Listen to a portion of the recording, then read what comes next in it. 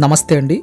ఇప్పుడు మనం చూస్తున్నది గేటెడ్ కమ్యూనిటీలో ఉన్న 2 BHK ఫ్లాట్ అండి. ఇది మెయిన్ డోర్కి ముందు కూడా మనకి కొంచెం వరండా మోడల్ అయితే రావడం జరిగింది. ఈస్ట్ వైపు అయితే మంచి వెంటిలేషన్ రావడానికి ఓపెన్ అయితే కనిపిస్తుందండి. ఇది మెయిన్ డోర్ వస్తుంది. మెయిన్ డోర్ తీసుకుని లోపలికి వెళ్ళగానే మెయిన్ డోర్ అయితే మనకి క్వాలిటీ కలిగిన టేక్ వుడ్ అయితే కనిపిస్తుంది. టోటల్గా అయితే 5 ఫ్లోర్లు ఉన్నాయండి.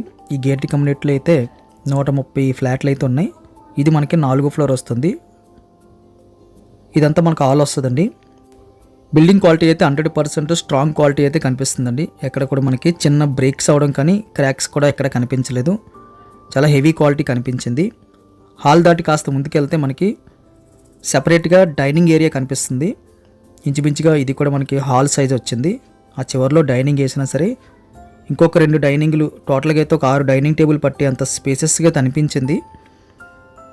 రైట్ సైడ్లో మనకి కామన్ టాయిలెట్ అయితే ఇవ్వడం జరిగిందండి.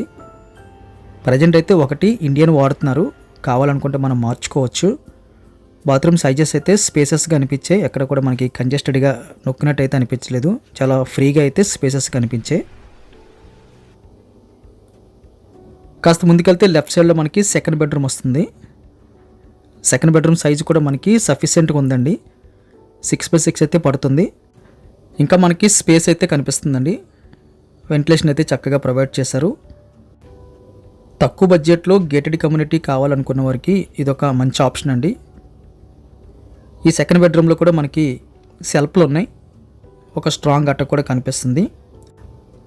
ఈ బెడ్రూమ్ నుంచి మళ్ళీ మన హాల్లోకి వచ్చేస్తే స్ట్రైట్గా మనకి మాస్టర్ బెడ్రూమ్ విత్ అటాచ్డ్ అయితే కనిపిస్తుందండి. మాస్టర్ బెడ్రూమ్ సైజ్ అయితే లార్జ్ స్కేల్కి ప్లస్ ఉందని చెప్పొచ్చు. ఆల్రెడీ బెడ్ ఉన్నా సరే మనకి ఇంకొక బెడ్ వేసుకుని ఇంకొక 2 దివాన కట్టలు వేసుకోవడానికి స్పేస్ అయితే మనకి ఇక్కడ కనిపిస్తుంది. స్ట్రైట్గా వెంటిలేషన్ ఉంది.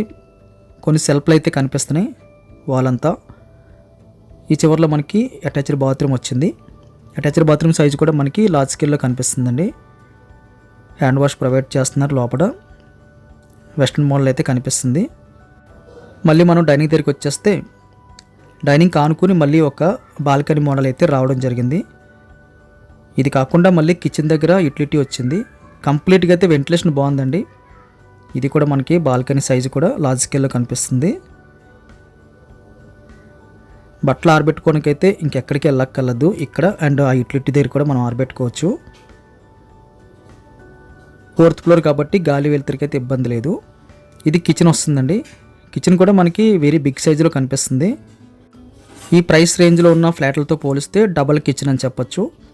ఈ ప్రైస్లో జనరల్గా అయితే మనకి ఒక 2 అడుగులు సందులుగా అయితే విడిచిపెడతారు. ఇక్కడ అలా కాకుండా దాదాపుగా మధ్యలోనే ఒక 6 అడుగులు స్పేస్ అయితే ఉంది. చివరిలో మనకి ఫుల్ సెల్ఫ్లు, పైన స్ట్రాంగ్ అట్టుకొచ్చింది.